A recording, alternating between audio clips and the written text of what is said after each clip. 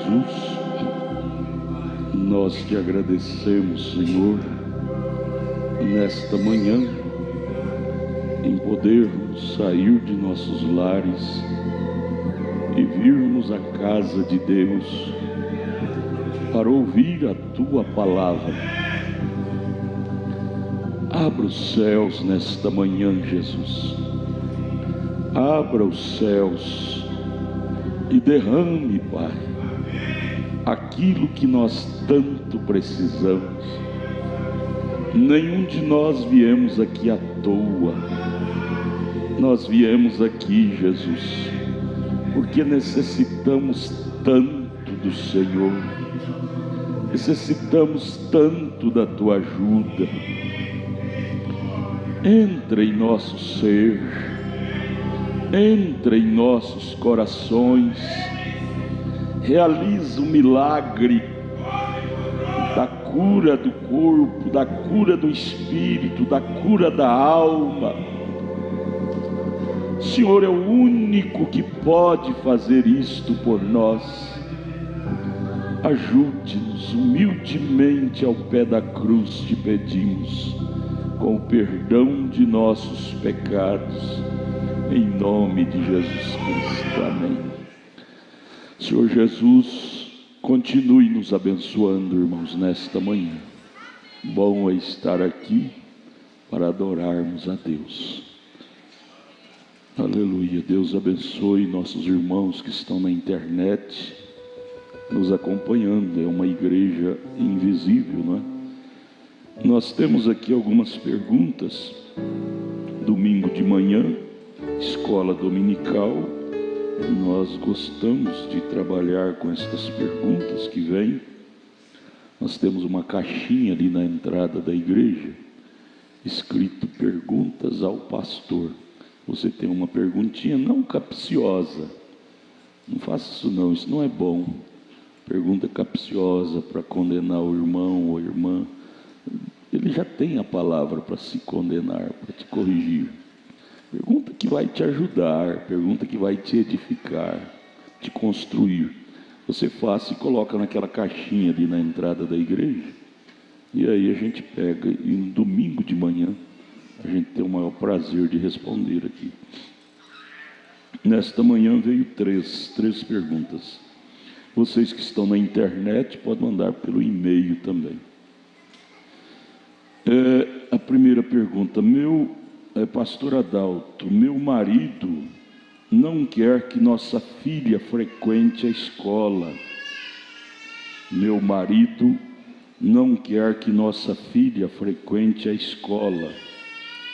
Em alguns momentos, penso que ele está certo, mas em outros, penso que devemos ensiná-la o caminho e entregá-la nas mãos de Deus e permitir que ela estude.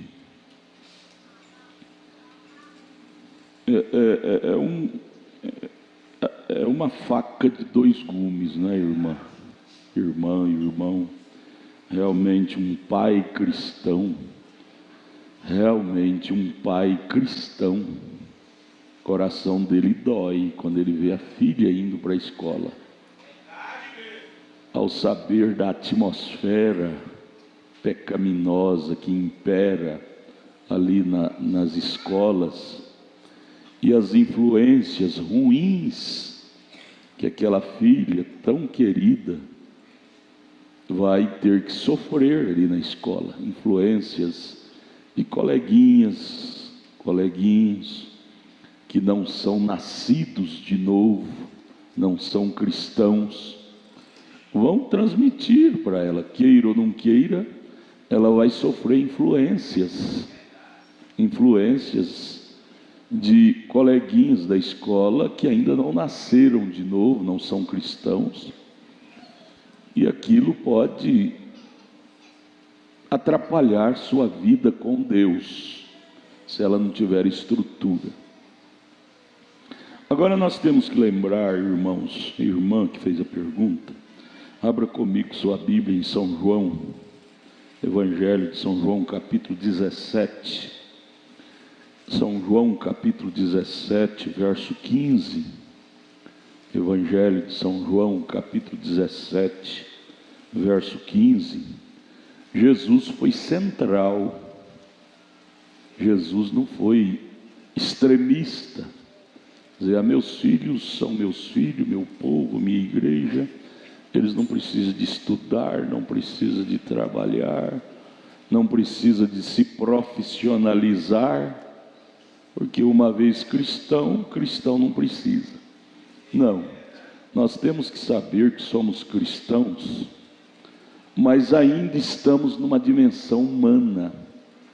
E nessa dimensão, queira ou não queira, nós precisamos de pôr o pão na nossa mesa, precisamos de trabalhar para isto, precisamos trabalhar. E para trabalhar precisa de se estudar.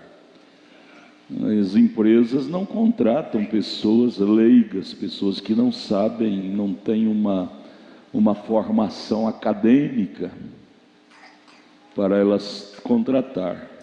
Então Jesus responde aqui em São João capítulo 17, verso 15, orando ao Pai, ele diz: não peço que os tire do mundo, mas que os livres do mal. Jesus não foi legalista.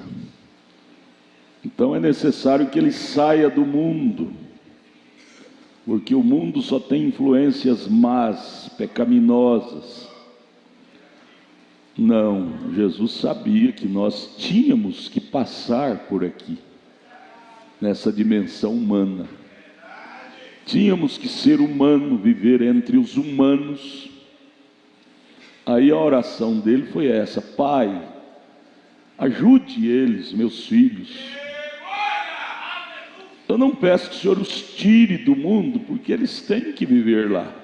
Senão, onde estará a luz do Senhor na terra? Tem que estar através de meus filhos, na escola, na faculdade, na rua, no trabalho, em casa. É luz. Jesus diz: vós sois a luz do mundo. Se nós não pudermos viver entre as pessoas aqui, como é que vai difundir essa luz que é Deus? Não tem jeito. Então ele disse na oração: não peço que os tire do mundo, porque às vezes nós, se não tivermos cuidado, nós caímos daquela depressão, porque a pressão do mundo, do trabalho, a pressão do dia a dia, se nós não tivermos muito estruturada, ela gera em nós depressão física.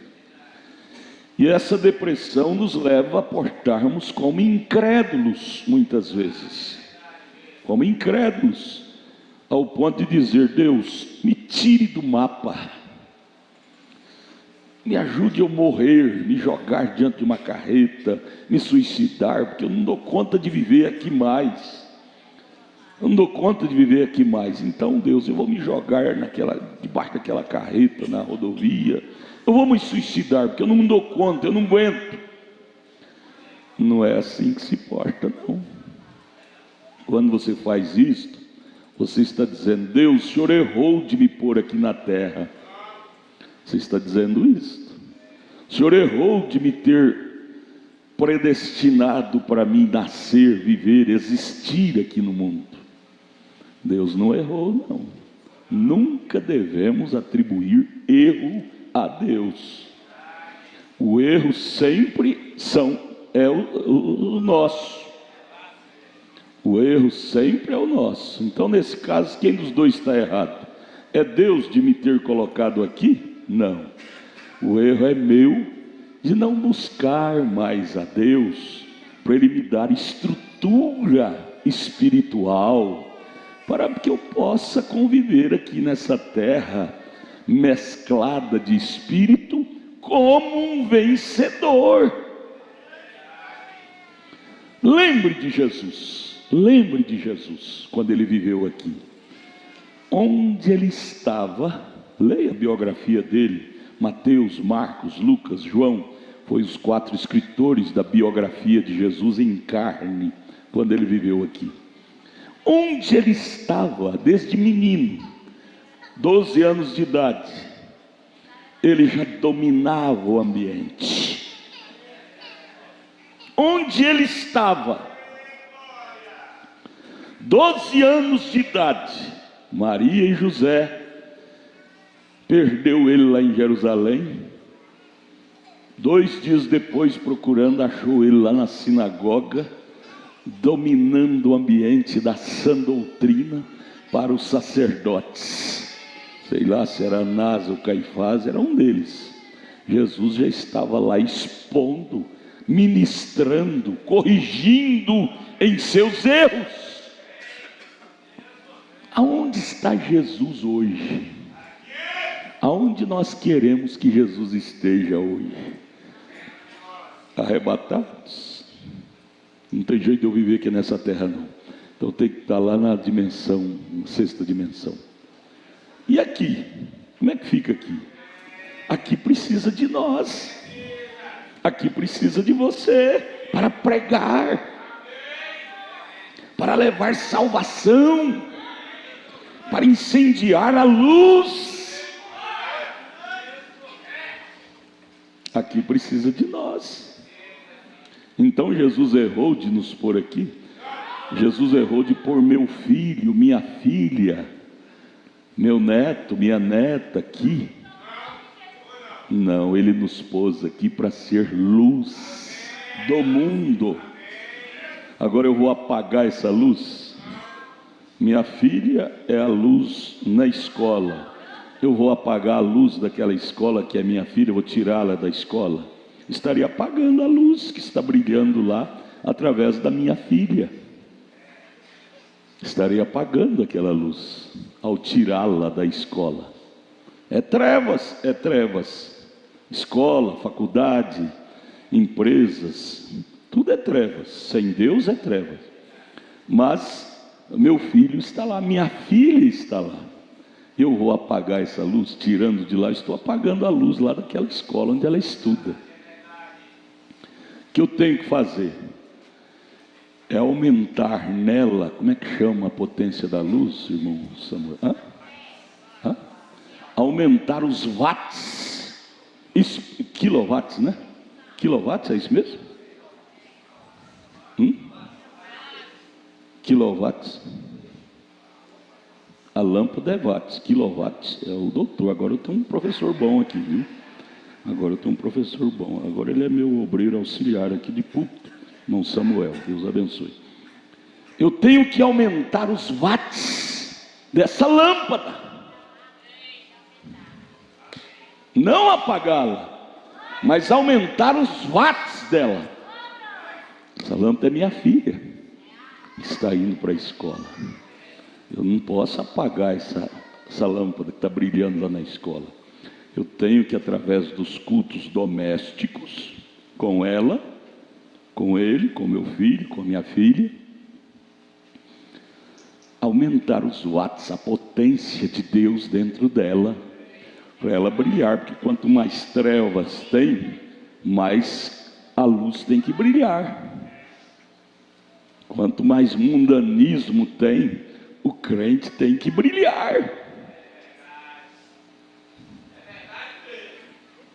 Então, irmão, eu sei quanto dói o coração de um pai ao ver a filha indo para a escola. Que aquele pai cria com todo carinho, toda a boa intenção cristã. E aí, primeiro, segundo, terceiro dia, eu tenho uma netinha muito sabida. Ela veio hoje? Veio não? Muito sabida, chovou, né? Terceiro dia que ela foi para a escolinha, já voltou já igualzinho as menininhas lá do mundo. Criança nessa fase aprende tudo, igual a menininha do mundo que eu digo, assim, com aquele maneira e comportamento assim, porque viu nelas. Então um pai, antes da sua filha ir para a escola, ele deve ser o primeiro professor dela nos cultos domésticos. Minha filha, você vai para uma escola, aprenda o conhecimento que a professora ministra lá. Mas não aprenda os maus hábitos dos alunos que lá se encontram, não. Aprenda somente o conhecimento ministrado pelo professor ou pela professora. Aquilo que choca com a Bíblia, que papai e mamãe te ensina, deixa lá, não traga para casa, não traga para a sua vida, não, deixa lá. Você vê lá, deixa lá, não traga para a sua vida prática. Senão aquilo vai ser problema para você. Essas coisinhas. Culto doméstico é isso, toda família deve ter culto doméstico. Culto doméstico é ministrar a palavra à família, aos filhos, porque uma família bem ensinada é uma família que vence. Uma nação bem ensinada é uma nação que vence. Uma igreja bem ensinada é uma igreja que vence. É assim.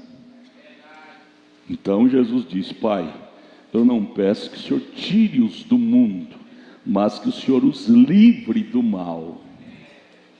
Livrar do mal, como se livra do mau conhecimento? Como se livra do mau ensinamento? É promovendo um bom ensinamento.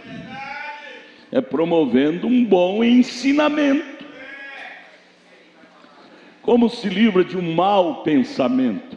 É pensando um bom pensamento. Como se livra um mau desejo? É promovendo um bom desejo. Você sabe como que o irmão Brano, profeta de Deus para esta era, vencia o espírito de adultério? Porque ele era humano, como qualquer outro humano. Saía pela rua, via aquelas striptease, ele colocou um crucifixo no painel do carro dele. Quando ele via na rua, aquelas striptease na rua, nudismo, sensualidade, que a carne humana tem tendência para aquilo. Toda a carne humana tem, nós somos carne. Carne gosta de carne. Quando ele via aquilo, ele olhava para o crucifixo que estava no painel do carro dele e trocava de pensamento. Ele lembrava da cruz, lembrava do que Jesus fez na cruz por ele, morreu, sangrou para perdoar todos os seus pecados. Então ele trocava de pensamento. Ao invés de alimentar um pensamento de sensualidade, ele passava a pensar sobre o Calvário, sobre Cristo, sobre Deus. Então, como vencer o mau pensamento? É pensando um bom pensamento. Ou seja, é me trabalhando. A vida cristã é uma coisa trabalhada. Você trabalha Cristo em você 24 horas por dia. Nós trabalhamos Cristo em nós 24 horas por dia. A vida cristã é um trabalho ininterrupto, 24 horas por dia. Satanás joga aquela seta que é o mau pensamento, joga aquela seta que é um desejo de promiscuidade, desejo promíscuo. Você joga a seta da fé, seta do Calvário. Você olha para a cruz e lembra do Calvário, e aí você fica imunizado contra aquele pensamento maligno que veio na sua mente. Então, como ajudar nossos filhos? É ministrar a eles a santa palavra de Deus nos cultos domésticos. Você é o pastor da sua casa, irmã. Na falta do marido, irmã, você é o pastor da sua casa, irmã, para catequizar seus filhos. Ora, gente, se lá no mundo eles catequizam as crianças através da televisão, através brincadeiras pornográficas na escola. Aquilo lá é catequização, é ensinamento. Se eles, em todos os meios que eles podem trabalhar os filhos, adolescentes, os jovens, eles trabalham na televisão, na internet, no celular, na sala de aula. Eles estão catequizando os adolescentes, as crianças, ensinando, fundindo neles um ensinamento da modernidade do mundo. Se eles podem fazer isto, eu que sou pai deles não posso. Aonde está o erro então? Os filhos das trevas, disse Jesus, os filhos das trevas são mais prudentes do que os filhos da luz. Os filhos das trevas não perdem tempo. Os filhos das trevas trabalham noite e dia na internet, no telefone, no rádio, na televisão, para difundir sua doutrina satânica. E nós, como filhos de Deus, o que é que estamos fazendo? Então a falha está em nós. A falha está em nós. Não estamos ocupando o nosso posto como pai, como mãe. Gente, ser pai não é só ser um genitor, não. Ser mãe não é só ser uma incubadora. Eu vejo meninas pensando em casar, rapazes, meninos, garotos pensando em casar, mas nunca teve ainda uma experiência com Deus. Nunca teve ainda o batismo com o Espírito Santo. Você não será um bom marido assim. Você não será uma boa esposa assim. Oxalá, oxalá, oxalá quer dizer tomara que fosse. Tomara que fosse. Oxalá que todos os moços antes de se casar investigassem, não perguntando, mas observando aquela moça, se ela tem o batismo do Espírito Santo. Oxalá que toda moça antes de casar investigasse aquele rapaz se realmente ele tem o batismo do Espírito Santo, para assim poder aquele lar ser um lar feliz. Um lar que não tem o batismo com o Espírito Santo, aquele lar não é um lar feliz, gente. Aquele lar tem novelas obscenas na televisão, coisas imorais na internet, insinuações ruins dentro de casa. Isso não é um lar, isso é uma casa. Há muita diferença de você ter uma casa e ter um lar. Casa fala de lugar onde deita, dorme, come e bebe. Lar é diferente. Lar fala de um lugar de descanso físico e espiritual. Eu acho que ficou respondido, não? Eu falei dos dois lados. É doído para um pai ver a filha indo para a escola, mas é uma obrigação do pai preparar a filha para ir à escola. Aliás, existe uma lei aí como é que chama? Que trata do adolescente.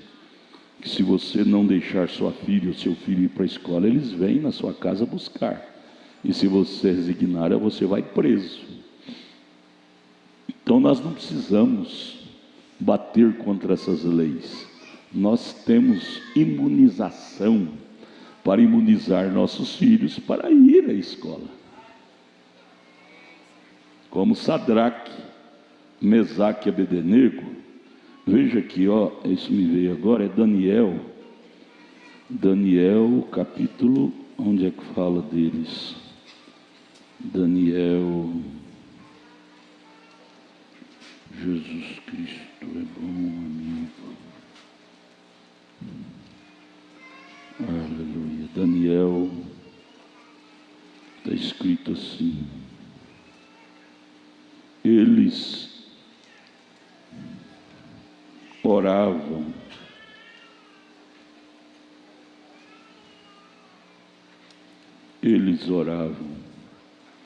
Essa Bíblia minha é nova.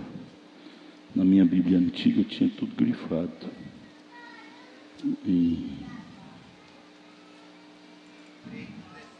Eles moravam numa mesma casa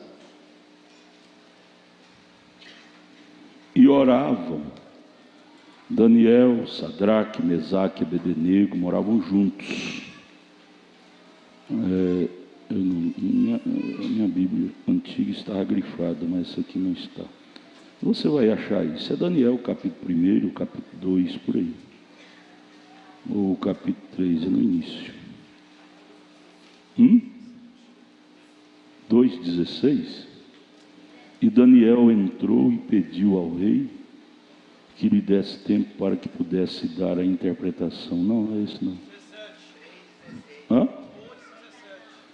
Então Daniel foi para sua casa e fez saber o caso a Ananias, Misael e Azarias, é isso aqui, seus companheiros, para que pedissem misericórdia ao Deus do céu sobre esse segredo, a fim de que Daniel e seus companheiros não perecessem com o resto dos sábios da Babilônia. É isso mesmo, Daniel 2,17.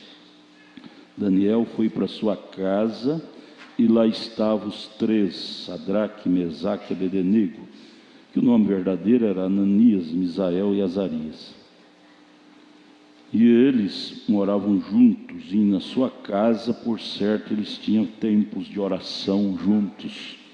E quando acontecia algum problema com um, ele informava aos outros, pedindo oração sobre aquele caso, para que Deus ajudasse a ser resolvido. Era uma família. Nosso lar deve ser uma família que ora, uma família que chora junto, que ora junto, que canta junto, que regozija junto, que entristece junto. Quando um se entristece, todos se entristecem por ele. Família é assim, unidos, oram juntos, e Deus ouve do céu e responde seus problemas, resolve seus problemas. Amém? O que precisamos não é sair do mundo fora da hora. Nós vamos sair daqui, vamos, mas no arrebatamento. Não vamos querer sair fora de hora aqui, nós vamos errar, vamos errar. O que nós precisamos é ser cheios do Espírito Santo. Jesus, cheio do Espírito Santo como era, ele teve condição de viver aqui nesse mundo, se misturar com pecadores. Você pode ver que sempre ele estava misturado com os pecadores, comendo com pecador, ao ponto de seus críticos até lhe criticar, dizendo: João Batista veio como uma pessoa fugitiva, não misturar com ninguém. Agora esse vem e junta com os comelões, com os beberrões, com os pecadores, come junto. Mas você tem que saber que ele comia com os pecadores, com os beberrões e comelões, mas nunca ele se tornou um pecador, nunca ele se tornou um comelão, um beberrão. O que acontecia era que ele salvava-os. Ele salvava-os. Escute, o que está acontecendo conosco? Misturamos com as pessoas do mundo e logo conseguimos gestos mundanos. O profeta disse: diga-me com quem você anda, eu direi que tipo de espírito está sujeito a estar em você. Companhias têm muito a ver com o nosso caráter espiritual. Os pais devem ensinar isso para os meninos desde pequeno. Companhias têm muito a ver com o nosso caráter espiritual.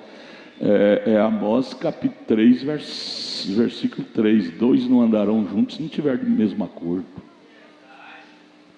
Não andarão. Se você plantar Deus no coração dos seus filhos, eles não terão prazer de associar com pecadores em seus pecados. Ele faz catequizá-lo, não associá-los. Não associá-los. Esses dias conversando com um irmão, não sei se ele está aqui, se estiver aqui é bom eu ouvir isso. Pastor, a gente trabalha muito na vida, tem que aproveitar de tudo. Esses dias eu fiquei no navio, como é que chama aquele navio? Cruzeiro. Fiquei lá, não sei quantos dias viajando. E pastor, lá é bonito demais naqueles navios cruzeiro. é piscina, tudo quanto é coisa especial, cantores, é coisa que a gente fica vendo, deslumbrando. Eu fiquei olhando para ele, dizendo: meu Deus, faça esse irmão nascer de novo. Você quer ver em pedaço do inferno? Faça uma viagem nesses navios cruzeiros. Ali é pessoas da alta. E o pecado no meio das pessoas da alta sociedade é que é aberrante mesmo. Aberrante, até nudismo tem lá, em vários deles. Um cristão ter prazer nisto, ele não nasceu de novo. Ela não nasceu de novo. Cristão que nasceu de novo, ele fica no meio dos ímpios por obrigação, estando em trabalho, estando na escola. Então não tem jeito de sair, tem que calar obrigatoriamente. Mas de voluntariedade, um cristão voluntariamente, e misturar com essas coisas, dois não andarão juntos se não tiver de pleno acordo. Não tem jeito. Você nunca vê uma pombinha comendo carniça com urubu. Pode forçar, você não consegue fazê-la comer. Você nunca vê um carneiro, um cordeiro na lama misturado com os porcos. Pode forçar ele pula, ele berra, mas ele não vai na lama. A natureza dele não é de lama. Nós somos cordeiros de Deus. Nós somos cordeiros de Deus. Não temos prazer em carniça, em lama, porque somos cordeiros de Deus. Um filho, uma criança que tem esse novo nascimento em Cristo Jesus, não se mistura com carniça, com lama, jamais.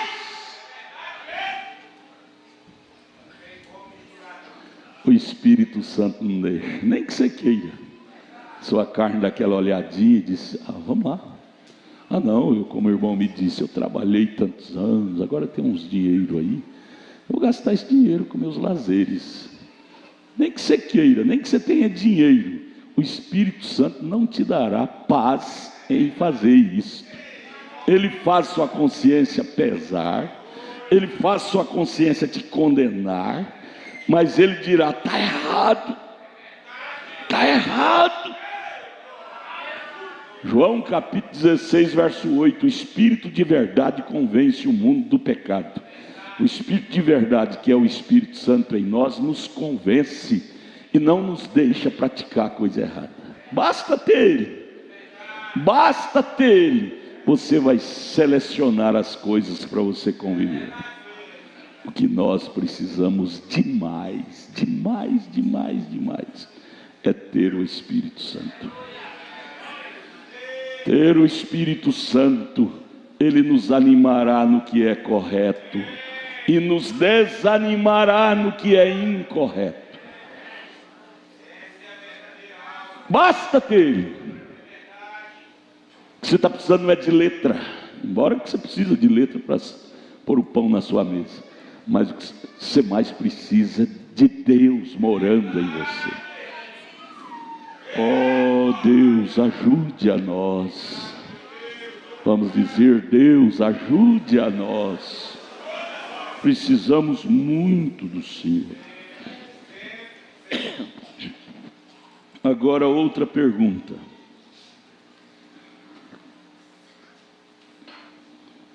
Bom dia com Jesus, pastor. Pastor, quando Jesus disse: destrua o templo e eu erguerei em 3 dias, ele quis dizer que é restaurar as boas novas? Era a palavra? Tira-me essa dúvida.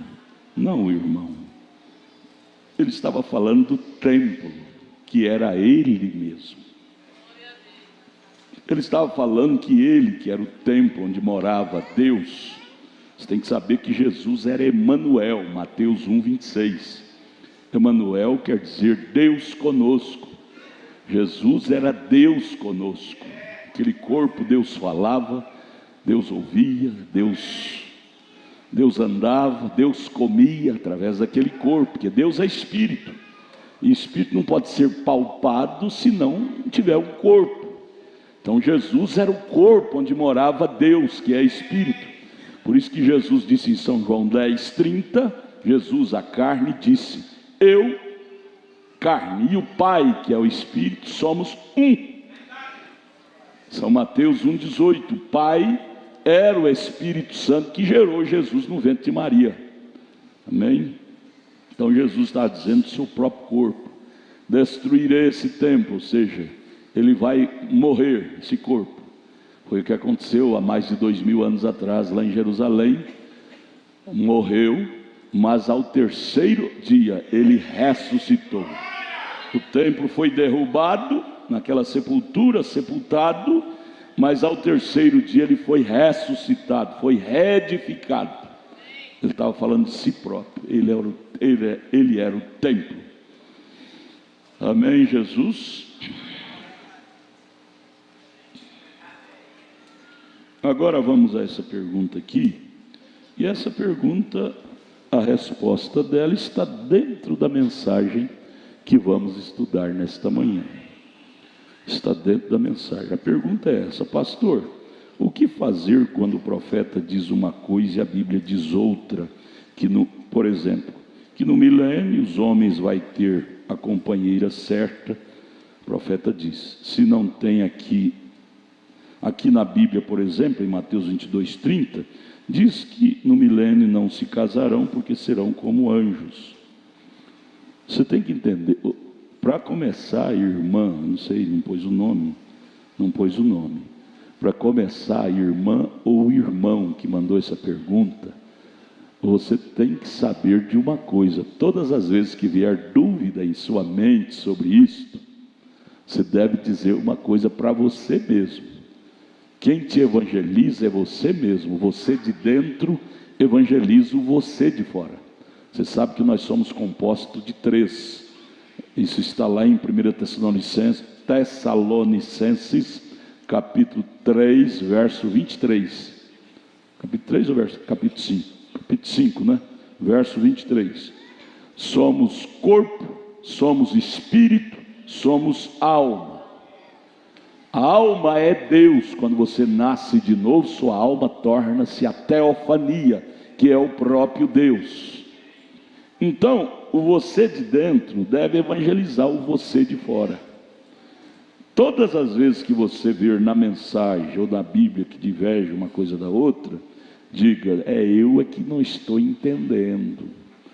A mensagem jamais choca com a Bíblia, nunca. Às vezes as pessoas querem forçar o profeta a ser falso, mas se formos analisar o pé da letra, você vai ver que ele está falando direitinho como diz a Bíblia.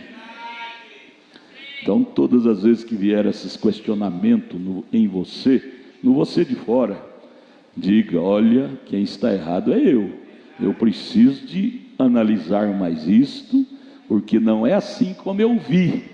Às vezes nós lemos a Bíblia, lemos a mensagem, e em nós cria um parecer, uma interpretação daquilo, quando às vezes está errado. A interpretação veio lá de Hermes, filho de Cuse, lá em Gênesis, que chama-se, porque Hermes aqui foi o primeiro intérprete. Então, quando se trata de interpretação, é uma coisa hermenêutica. Hermenêutica quer dizer interpretação daquilo que ouve, daquilo que lê.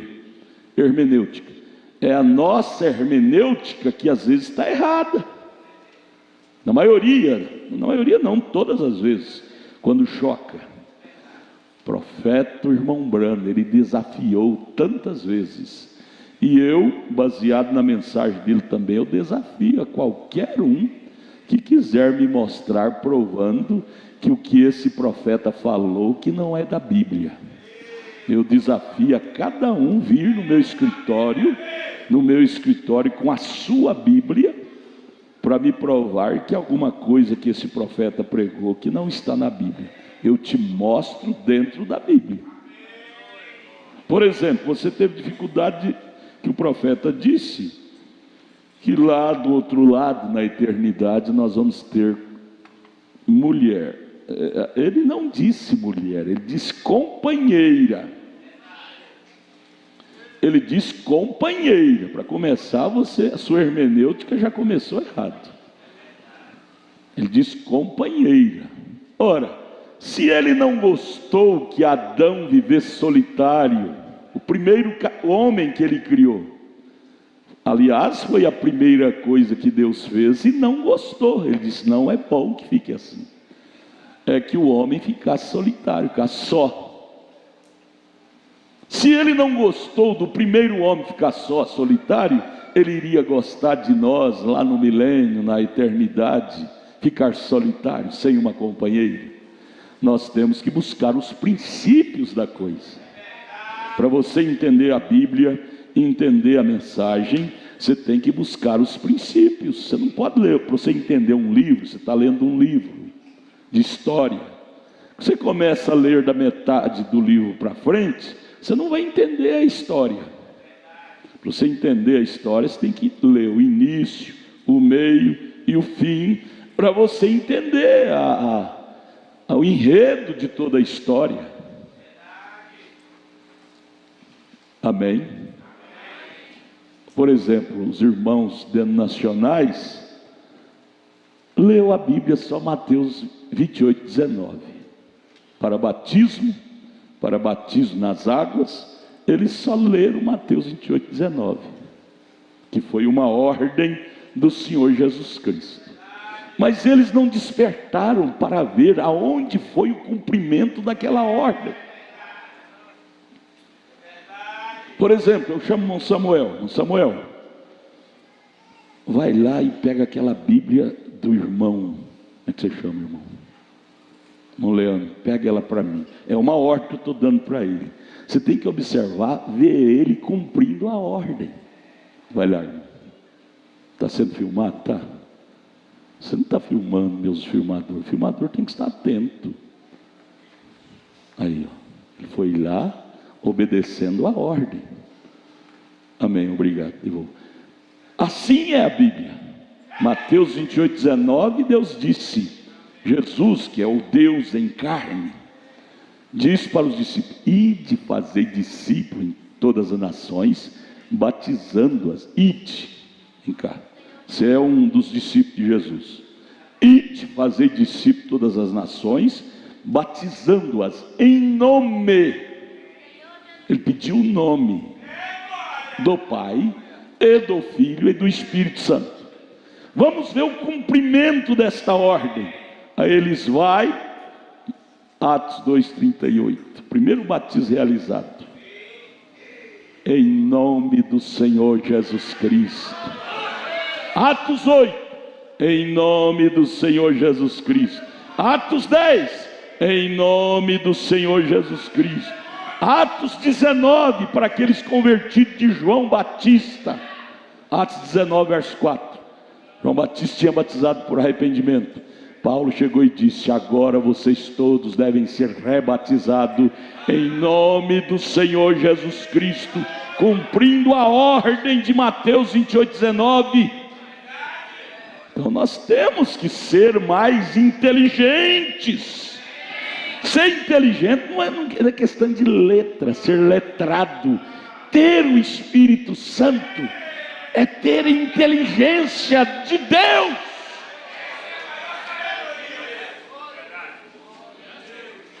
O batismo com o Espírito Santo nos dá a inteligência de Deus para conhecer as Escrituras. Sem Ele, vamos ser um povo leigo, igual as denominações são. As denominações, os irmãos denominacionais, são pessoas preciosas, maravilhosas, nós amamos tanto, mas são pessoas leigas, às vezes formadas em advocacia, em doutorado nisso, naquilo outro, fisicamente, mas espiritualmente são leigos, não sabe nem ver aonde está a ordem e aonde está o cumprimento das ordens. Gente, a Bíblia não choca com a Bíblia em lugar nenhum. Atos 2,38 não choca com Mateus 28,19.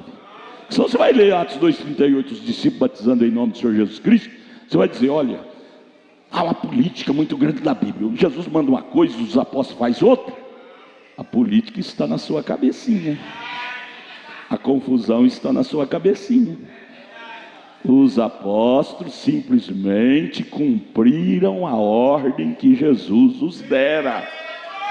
Não há confusão, não há política, não há contradição.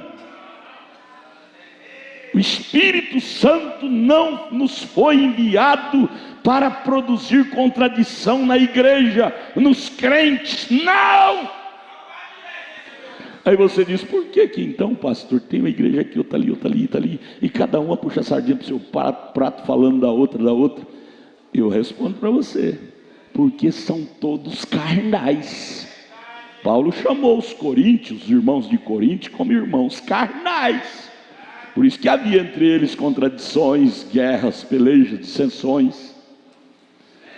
Se fossem espirituais, falaria a mesma língua, que é a língua da Bíblia. Não havia choque na doutrina, no ensinamento. Depois que Pedro recebeu o batismo do Espírito Santo, lá em Atos 2, Paulo recebeu o batismo do Espírito Santo quando Ananias pôs a mão na cabeça dele. Ele estava cego por causa daquela visão que ele teve no caminho de Damasco. Ali ele recebeu o batismo do Espírito Santo. Até então Paulo pregava um evangelho denominacional, pela interpretação do reverendo Gamaliel. Mas depois que Paulo recebeu o batismo do Espírito Santo, passou 3 anos e meio para ele ir a Jerusalém conhecer a doutrina dos apóstolos, Pedro, Tiago. Sabe o que aconteceu? Ele nunca tinha visto os apóstolos de Jesus, mas depois que ele recebeu o Espírito Santo, para sua surpresa, quando ele chegou lá em Jerusalém e ouviu o culto do pastor Pedro, Pedro era pastor de Jerusalém, da igreja. Pedro estava pregando exatamente o que Paulo estava pregando por onde ele passava. Nós não precisamos conhecer fisicamente um ao outro para sermos iguais. Nós precisamos é ter o Espírito Santo de Deus em nós para sermos iguais. Iguais. Você sabia que Abel nasceu juntinho com Caim, no mesmo ventre, uma mesma madre, mas espiritualmente estava um longe do outro, como o norte está longe do sul. Fisicamente nasceu juntinho, no mesmo ventre de Eva, mas espiritualmente estava tão distante um do outro, como o norte está distante do sul. Por quê? O problema é espiritual. O problema é espiritual. Se não tivermos o Espírito de Deus, não vamos falar a mesma linguagem, não vamos ter os mesmos gostos. Então Paulo, até ele receber o batismo do Espírito Santo, ele discordava com tudo que Pedro ensinava. Ele nunca tinha visto Pedro também, mas conhecia a doutrina de Jesus Cristo, o qual ele mesmo concordou naquele apedrejamento do diácono, primeiro diácono que foi morto na Bíblia, o Estevão. Paulo estava ali concordando, ele tinha carta de aprovação aquele apedrejamento, porque ele dizia que aquilo era heresia. Aliás, irmãos, você sabe o que quer dizer? As pessoas precisam ter um pouquinho mais do Espírito Santo para lhe dar a inteligência de Deus. Se você for julgar as coisas pela inteligência humana, você vai errar 100%. Sabe o que o Espírito Santo leva um homem que tem o Espírito Santo a fazer nas coisas que ele não entende? Sabe? A buscar a raiz das palavras. Raiz das palavras. Você não tem que ouvir teólogo A, teólogo B, está tudo confundido, gente. Se não tivesse, não tinha essa salada de igreja na terra. Cada esquina tem uma. Se a igreja resolvesse o problema, esse mundo era para ser um Éden. E no entanto se tornou um pedaço do inferno.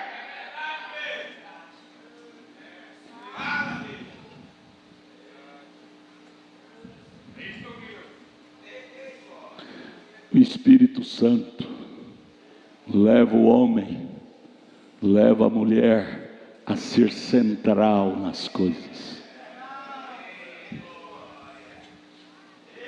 a ser coeso nas coisas. O Espírito Santo tira do homem e da mulher a meninice, a infantilidade. Quem tem o Espírito Santo não é um repórter que transmite tudo que ouve, tudo que vê. Você vê nessas séries da internet tantas notícias que você vai examinar, não é nada daquilo, é pura mentira, pura invenção. Pura invenção. Porque são carnais que fazem aquilo.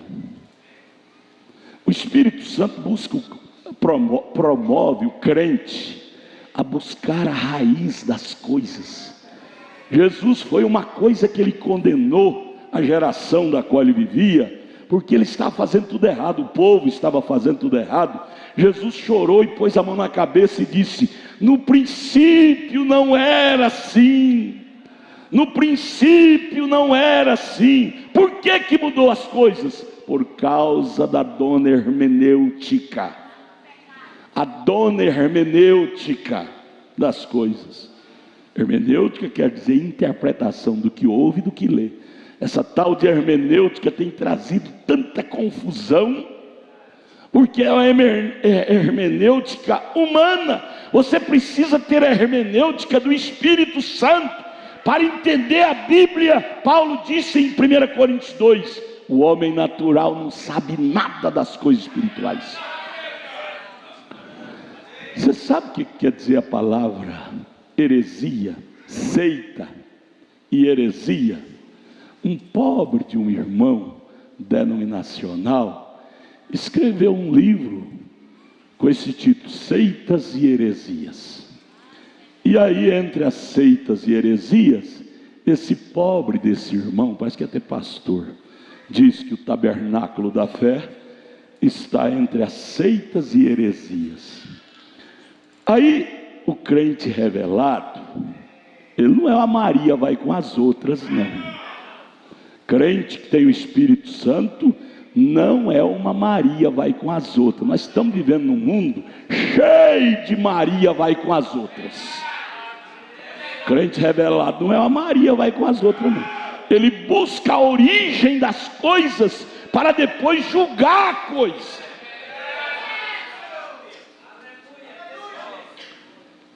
Seita e heresia, você busca no dicionário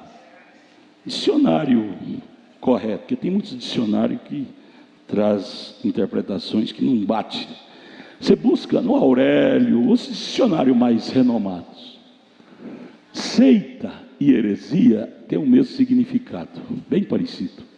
Quer dizer, discordar com a doutrina da igreja mãe. É uma seita, é uma heresia. Seita e heresia quer dizer discordar da doutrina da igreja mãe. Estou falando resumido o significado dela. Aí o crente cheio do Espírito Santo diz: é verdade, eu creio assim.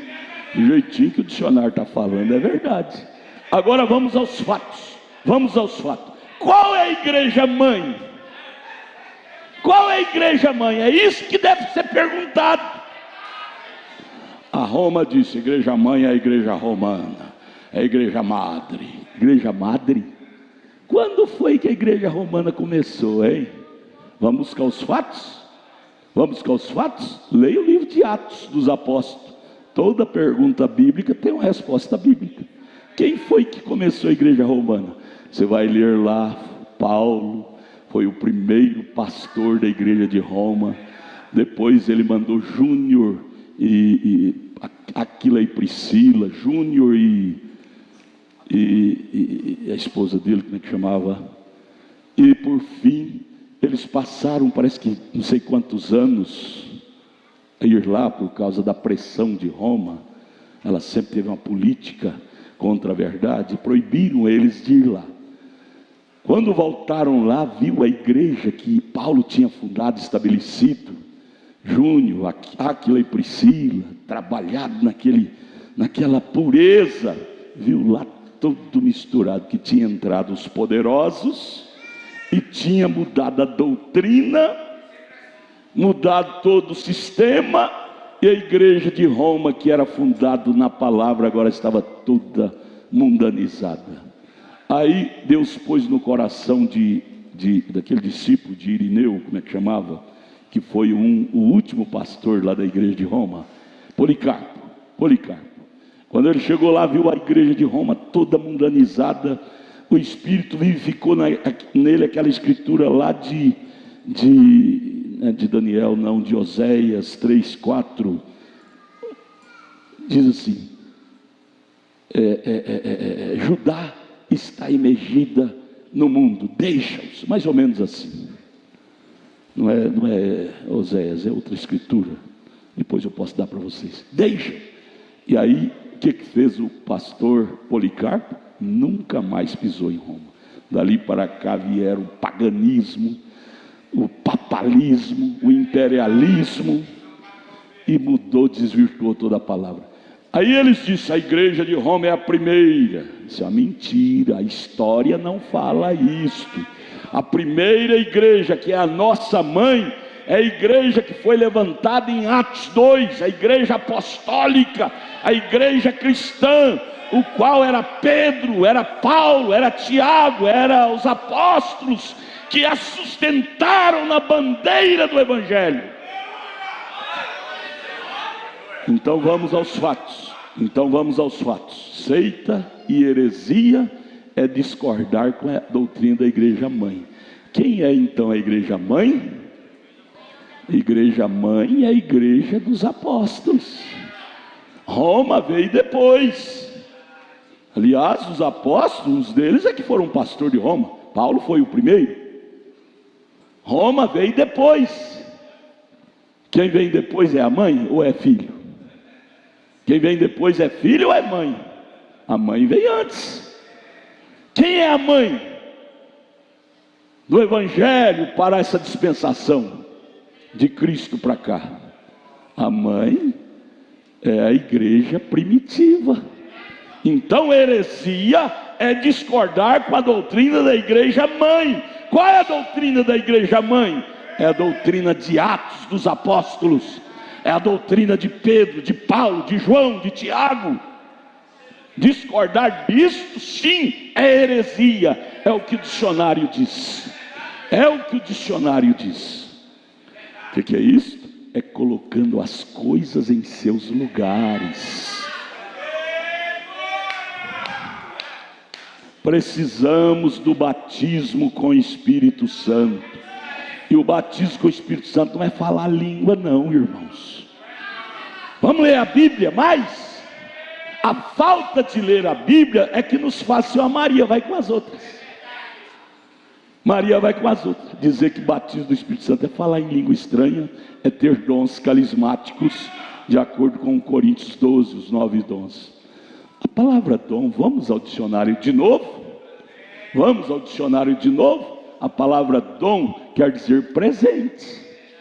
O dicionário Aurélio já fala isso, quer dizer presente. Eu posso dar esse presente, irmão Samuel, quer um presente? Vou dar esse presente, senhor. Vou assinar meu nome aqui, e está aqui meu nome assinado. Quando o senhor vê, lembra de mim, ore por mim. É um presente, ele vai embora com o presente. Ele está levando meu presente, mas não tem eu com ele. Ele tem meu presente com ele, mas ele não tem a mim com ele. Isso é um dom. A palavra dom quer dizer presente. As pessoas têm um presente de Deus, um dom carismático. Falar em língua, é bom ter dons, é bom ter presentes, mas é muito melhor ter o doador do presente, que é o próprio Deus. O que Paulo fala sobre presente? 1 Coríntios 13, gente, vamos ler a Bíblia. O povo não está lendo a Bíblia mais. O que Paulo fala sobre presente? 1 Coríntios 13, ele já começa, depois que ele fala dos dons, 1 Coríntios 12, ele já entra em 1 Coríntios 13 falando do essencial. Ainda que eu falasse a língua dos homens e dos anjos e não tivesse amor com A maiúsculo, que refere-se a Deus, Deus é amor, seria como metal que tinha, como o aço que soa, e de nada seria. Então, línguas estranhas é um dom carismático. Você pode ter o dom e não ter o autor, o doador do dom. Dom de cantar, dom de pregar, tudo é dom, tudo é dom. As pessoas escandalizam porque querem. Ou aquele pregador pregava bonito demais, de repente eu vejo ele sair com uma mulher alheia. Gente, é porque ele tinha um dom. Ele tinha um dom, não tinha o doador. Porque se ele tivesse doador, ele não faria isso. Não faria isso. As pessoas escandalizam porque querem. A Bíblia não dá margem para nós escandalizar com nada. Com nada. A Bíblia nos centraliza, nos estrutura no que é verdadeiro, e o verdadeiro é Cristo, é a Bíblia, é a palavra de Deus.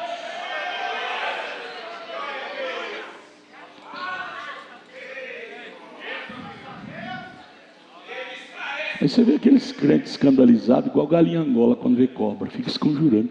Você viu o que aconteceu lá com o irmão fulano? Viu o que aconteceu com a irmã fulana? Igual galinha Angola, crente nascido de novo, não faz isso não. Fica esconjurando com problema, com a desgraça do irmão, a desgraça da irmã. Crente verdadeiro, nascido de novo, que tem o Espírito Santo, ele tem uma resposta para tudo isso. Irmão, aconteceu aquilo porque ele ainda não teve uma experiência pessoal com Deus. Ah não, ele é um pregador, ele é um pastor, pode ser o que for, enquanto não tiver uma experiência pessoal com Deus. Você vê Pedro era um apóstolo, era o maior grau no ministério para um homem ocupar. No entanto, negou a Jesus diante de uma criadinha, antes de Pentecostes. Agora veja, depois do Pentecostes, depois que Pedro nasceu de novo, passou com aquela experiência de receber Deus nele, quando foi crucificar ele não negou, disse: olha, eu não sou digno de morrer de cabeça para cima, me crucifique de cabeça para baixo. Ele não correu, ele não fugiu. Enquanto ele não tinha o batismo do Espírito Santo, ele fugia, ele mentia. Não quero morrer não vou morrer não, eu vou mentir aí, eu não conheço Jesus, não sei nem quem é esse homem. Mentindo. Andava com Jesus, comia com Jesus, assistia às reuniões, às pregações de Jesus. Mais do que Pedro, eu creio que nenhum dos apóstolos participou da vivência do dia a dia com Jesus mais do que Pedro. Pedro foi o maior, mas no entanto era igual aos outros, não tinha entrado véu adentro. Esse negócio, eu tenho um chapeuzinho do profeta, ou eu convivi com o profeta. Esses dias eu vi um pastor da mensagem aqui do Brasil, referindo ao nosso apóstolo de Goiânia, falando para mim. Eu fiquei caladinho, que tem coisa que você não precisa responder, nem digo. Eu cacei com o pastor Joaquim por mais de 10 anos. Eu ouvi frases tremendas dele lá no meio do mato, convivi com ele. Eu fiquei caladinho olhando para ele, calado, ele estava calado, eu fiquei. Isso é pura besteira, basear destino eterno em companheirismo externo. Jesus disse: bem-aventurados que não viram e creram, do que os que viram e não praticam. Há muita gente que vem do Brasil, principalmente os americanos, e rasta mala. Eu convivi com o irmão Brana, mas você vê que ele não tem pingo do Espírito Santo que o irmão Brana tinha. Eu tenho o chapéu do irmão Brana, eu tenho a carteira do irmão Brana, eu tenho isso. Gente, eu não quero ter presente, eu quero ter o doador. Eliseu chegou a um ponto de definição diante do seu Jordão. Ele disse: eu vim com Elias até aqui, eu me baseei no ministério de Elias, eu me descansei na sombra de Elias, mas agora Elias foi embora e há um Jordão para me cruzar de volta. Elias não está aqui, como eu farei agora sem Elias? Elias deixou a capa não faz nada. Aí ele sentiu necessidade do Deus de Elias.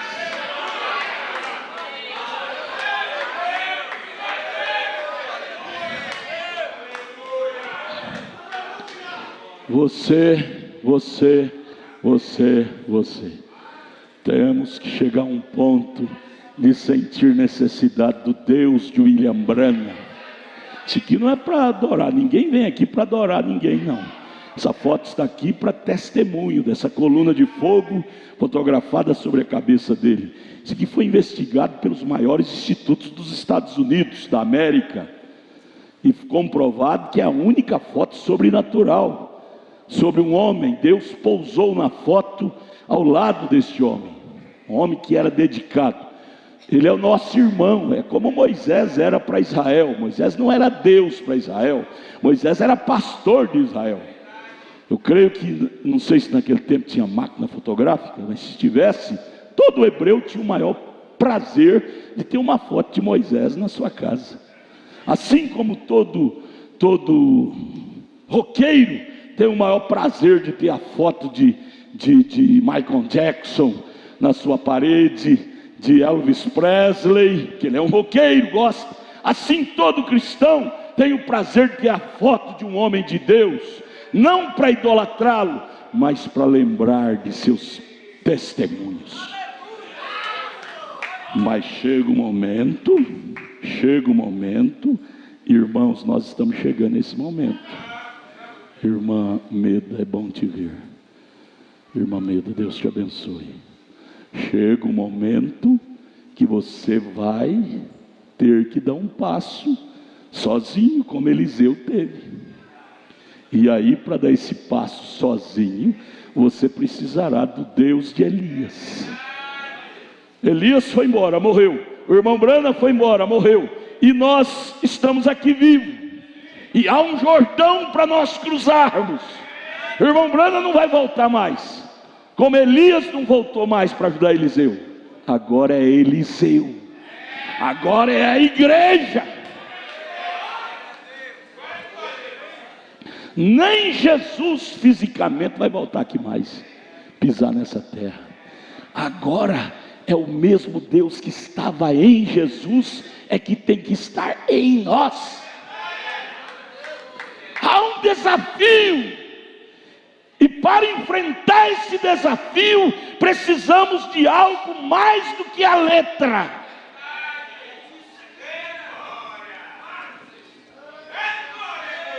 Vocês estão entendendo? O Espírito Santo está chamando a nossa atenção. Há muita gente, amado, escute, escreva isso na página branca de sua Bíblia. Há muita gente que estão na mensagem por influência de pai, de mãe, de mulher, de marido, mas nunca teve uma experiência experimentada com o Deus desta mensagem. Deus desta mensagem não é William Branham, não. Há pessoas que saem falando coisas, você vai responder isso diante de Deus. O irmão Branham é um profeta. Amós 3,7. Deus não faz coisa alguma aqui na terra sem primeiro revelar aos seus servos profetas. Mateus 17,11, Jesus falou: Elias virá primeiro e restaurará todas as coisas. Restaurar é trazer a Bíblia de novo para nós, e ele fez. Mas chega um ponto que, se a pessoa não tiver uma experiência com o Deus desta mensagem, o Deus que é o mesmo Deus dessa Bíblia, você não vai cruzar o seu Jordão.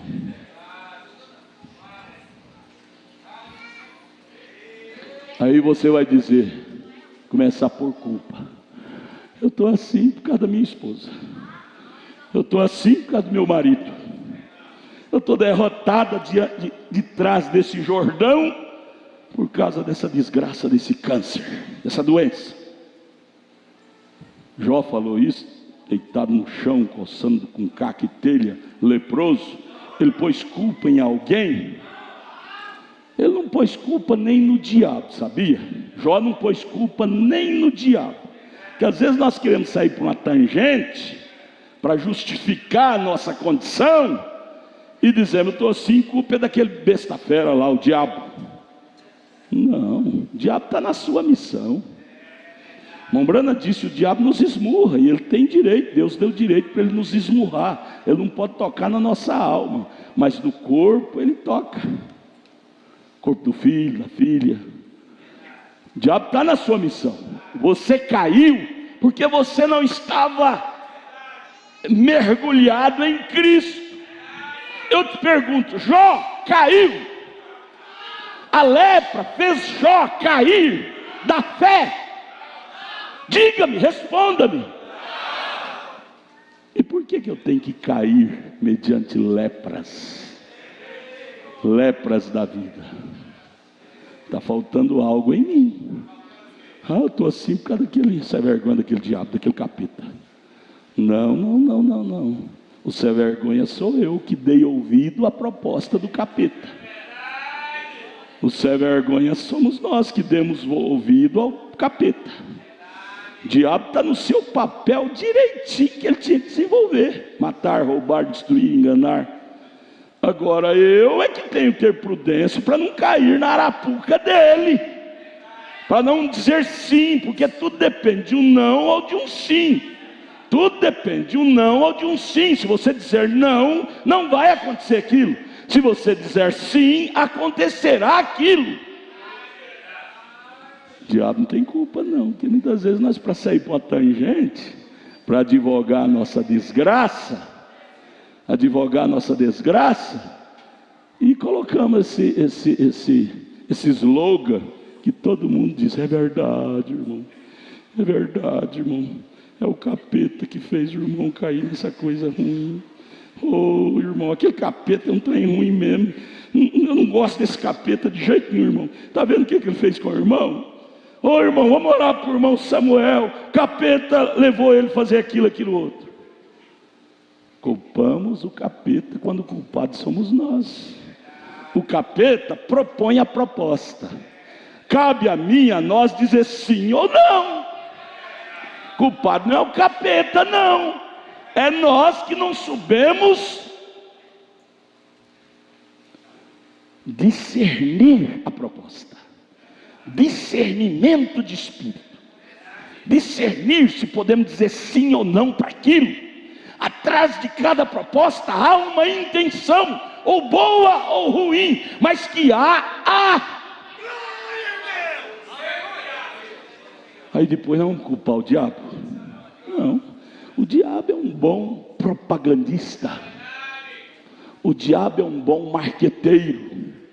É um bom marqueteiro. Ele é profissionalíssimo na área do marketing, da propaganda, do slogan, da aparência, da fachada. Tem muito trovão, mas não tem um pingo de chuva. Nosso Deus tem trovão e tem chuva. Aleluia!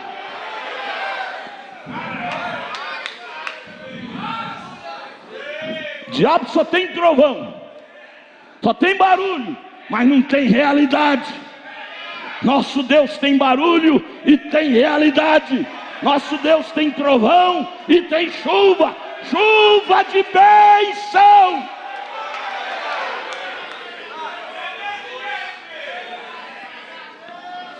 Aleluia. Glória a Deus. Por que eu entrei nisso? Por causa dessa pergunta, né? Eu estava com a mensagem para ler e o relógio já está quase mandando parar.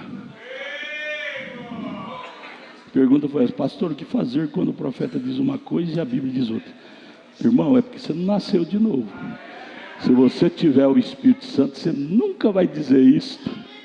Então você vai dizer, se você estivesse no tempo dos apóstolos, você dizia a mesma coisa. Pastor, não sei quem que era pastor na época lá. Pastor, vem cá. Você é meu auxiliar, irmão. Você vai ter que cansar de ir lá para cá. Às vezes eu tenho que te abraçar igual eu abraçava o mar, carregar na mão. Mas é isso. Uma escola tem que ter, como é que chama? Não. Uma escola tem que ser mais... Está certo, mas é outra frase. Uma escola tem que ter mais dramatização para as pessoas entenderem melhor. A dramatização fica mais simples. O que eu ia falar para você? Esqueci. Se você estivesse lá no tempo de Atos 2, você ia chamar o pastor e dizer: pastor, por que Jesus mandou os apóstolos fazer uma coisa e eles estão fazendo outra, hein? Jesus, lá em Mateus 28:19, ele já tinha morrido, ressuscitou, e dando as últimas ordens, ressurreto já, para os apóstolos, e disse: ide, fazei discípulos todas as nações, batizando-as em nome do Senhor Jesus Cristo, em nome do Pai, do Filho e do Espírito Santo. E agora, o pastor Pedro, que agora é pastor de Jerusalém, vem com essa heresia, mandando o povo, batizando. Ele só mandou ali, ele estava batizando 3.000 almas lá de Atos 2:38, batizando em nome do Senhor Jesus Cristo. Pedro está errado, pastor, eu prefiro ficar com Jesus do que com Pedro. Como se os dois estivessem politicando um com o outro, como se Pedro estivesse politicando com Jesus, estivesse discordando com Jesus. Gente, o erro não estava em Jesus e nem em Pedro. O erro estava na hermenêutica dos que estavam assistindo a coisa. O erro estava na interpretação dos fatos.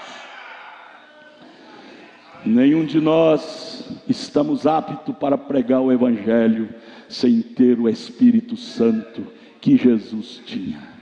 Porque se nós não tivermos, nós vamos interpretar errado, vamos pregar errado. Vamos pregar errado. Vamos politicar a coisa. Vamos fazer partidarismo da coisa. Quando você tem o batismo do Espírito Santo, você sabe conciliar as coisas e fica tudo exatamente como foi colocado ali.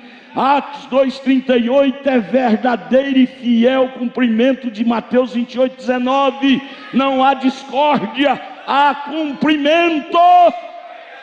Basta ter o Espírito Santo para você ver a Bíblia de Gênesis e Apocalipse, concordando versículo com versículo, capítulo com capítulo. Não há nada em discórdia.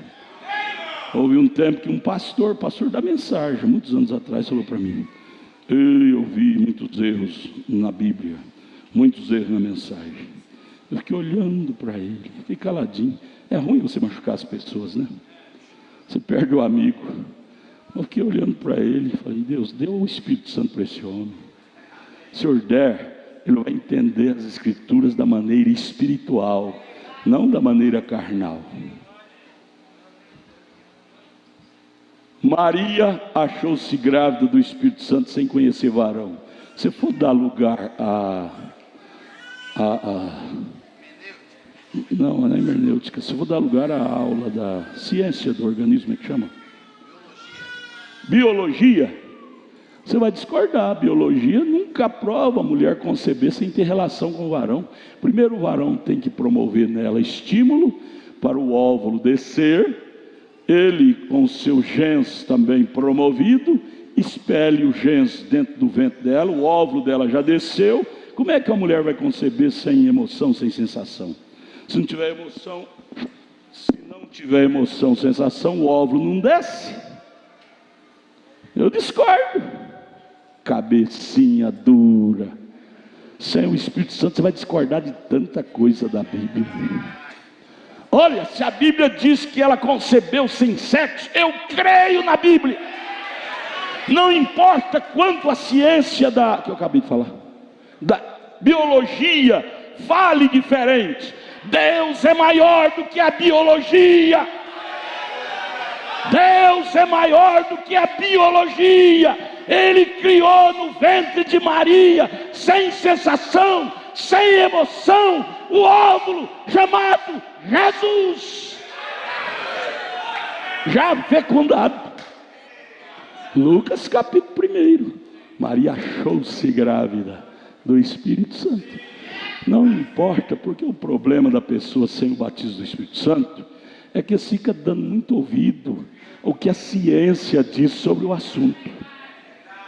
Vocês, irmãos, vocês, irmãs, que estudam muitos livros de sociólogos, biólogos, cadê a irmã? A irmã Suzana está aqui?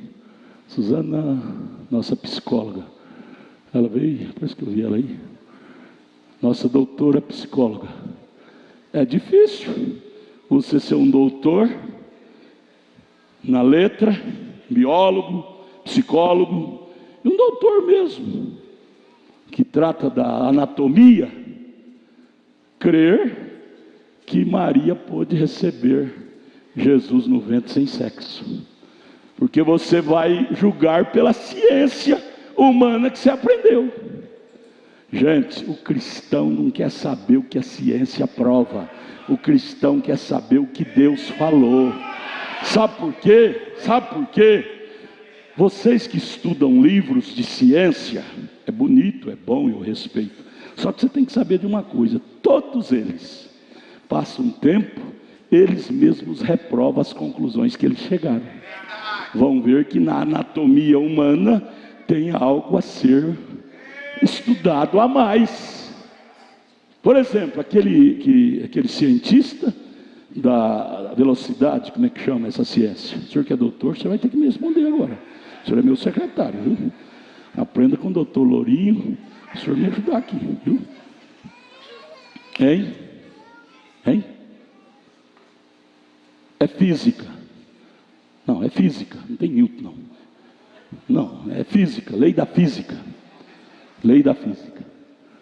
Aquele doutor em física, a lei da velocidade, que calcula também a lei da velocidade, escreveu um livro bonito, há muitos anos atrás, que qualquer veículo que corresse sobre a Terra, acima de 30 milhas, ele era americano, acima de 30 milhas por hora, se perderia no espaço. Anos depois, a ciência da velocidade foi aumentando, ele mesmo teve que discordar dele. Porque hoje, por exemplo, veículos correm em cima da terra a até 400 milhas. O avião, por exemplo, quando está correndo, ele sobe porque puxa lá o coisa para subir. Mas ele acho que corre mais de 400 quilômetros por hora. Discorda. Você tem que saber, irmão. Eu estou falando isso para ajudar vocês, viu, irmão? Vocês gostam de estar lendo livros de história? Tudo bem, mas eu prefiro mais ler esses livrinhos aqui, ó. Eu prefiro mais ler esses livrinhos. Você tem que ler os livros para você formar em engenharia, em física, em doutorado da anatomia.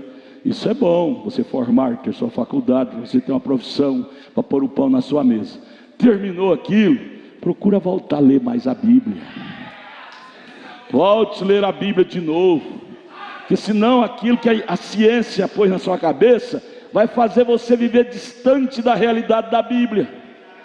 Nós temos um irmão tão precioso que formou e hoje não crê que Maria foi grávida por obra e graça do Espírito Santo, porque leu muito a lei da biologia, e a biologia fala que essas coisas não existem. Quer dizer, isso é colocar Deus menor do que a ciência da biologia. Então Deus tem que estar menor do que a ciência da biologia. Deus, que é o Criador de todas as coisas, agora tem que submeter a uma lei que Ele mesmo criou, chamada biologia. Não pode, pela lei da biologia, a mulher tem que ter sensação para o ovo descer, para poder engravidar. Então não pode, está errado, o irmão Brana errou. Colocando Deus menor do que a lei chamada biologia. Gente, Deus está acima. Deus está acima de todas as leis. Deus é grandão. Deus é grandão. Ele governa. Isaías capítulo 40. Ele está sentado acima do globo da terra. Ele é maior do que a terra. Ele é maior do que as leis.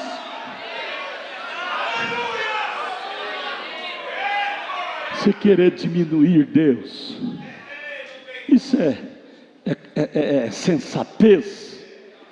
Gente, o batismo do Espírito Santo coloca em nós sensatez. Sensatez.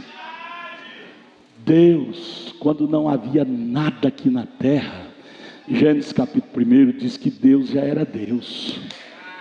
No princípio Deus criou todas as coisas. Quando não havia nada, não havia nenhum camundongo, nem uma formiguinha, Deus já existia. Agora esses doutorinhos, com respeito, nós respeitamos o doutorado. Eu sou doutor, por exemplo, eu sou doutor em cosmologia, nós formamos na faculdade, Molorinho sempre gosta disso. Mas, doutorzinho queria ser maior do que Deus, irmão Edson. Que prepotência, não?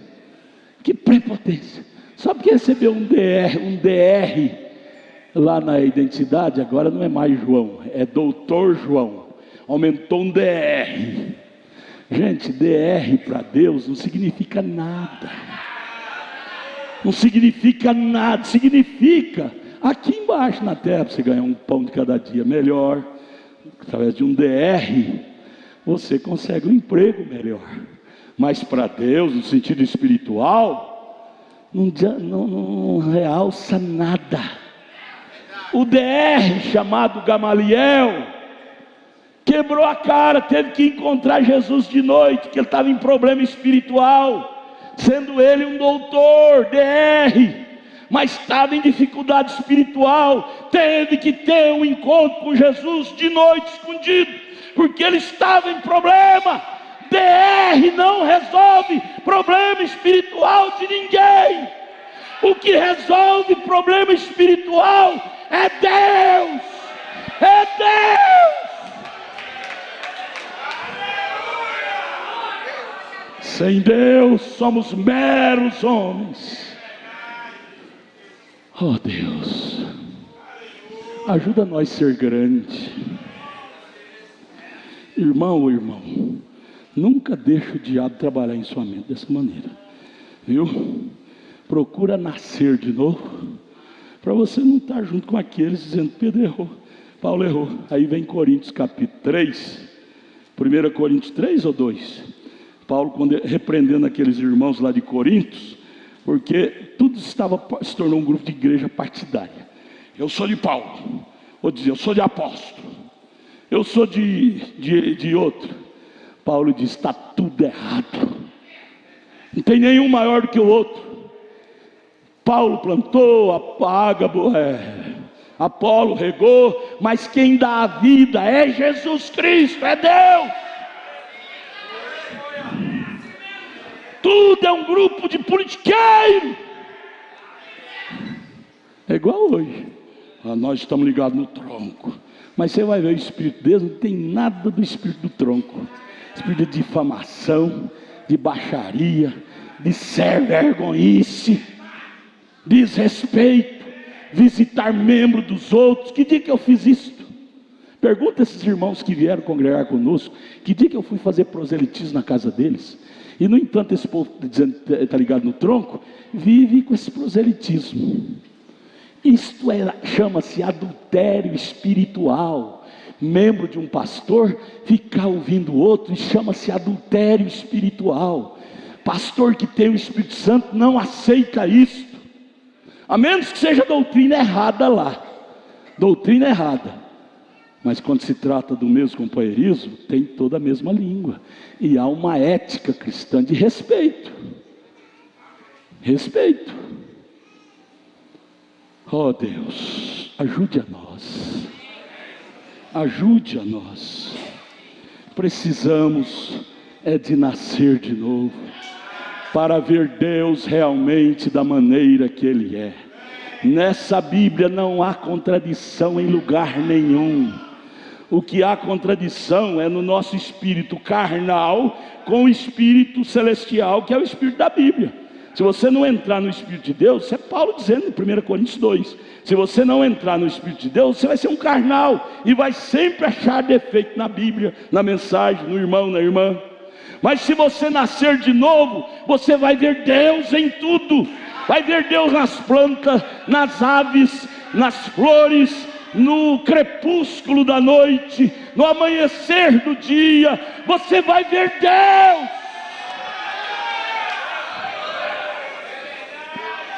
Vamos ficar de pé. Eu ia ler a mensagem. Domingo que vem nós lemos. Eu não programei fazer essas coisas não, viu? Eu ia ler a mensagem. Mas isso te ajudou? Pegue o DVD e ouça em casa de novo. Irmão Edson Soares, vem cá, ora, vem. Pegue o DVD, ouça de novo. Eu pedi ontem meu filho. Eu entrei na página de Goiânia e vi uma mensagem antiga que eu preguei. Eu ainda tinha bigode, eu ainda era um jovem simpático.